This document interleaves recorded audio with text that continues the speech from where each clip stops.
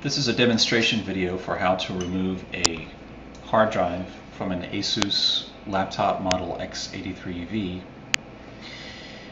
Obviously the laptop is upside down. This is the front of the laptop facing me. This is my right side. This is where the compartment where the hard drive actually resides is. This is where the battery is. These are the stickers where the serial number and other information is.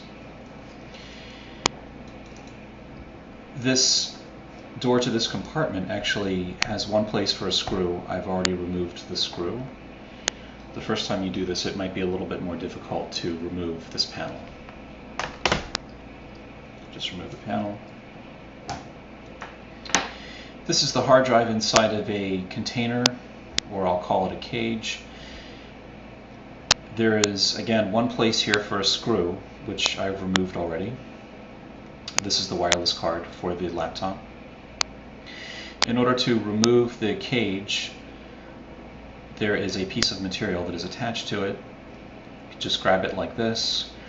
I'll pull it out very gently like this, and as you can see, it has now been detached from the connector.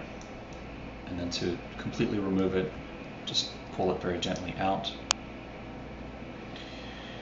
So that is the actual hard drive itself. The hard drive is, again, inside of a metal cage. There are screws, 4 screws securing the hard drive into the cage, there, and on the other side too.